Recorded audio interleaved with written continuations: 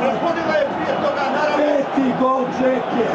Peti gol Džeke! Dobra priča, kada je izblokiran šut. Ovo je opasno da se povrede. Sada ponovo nerve. Ali idemo dalje. Čeka smo se. Ja do Bosnije sve.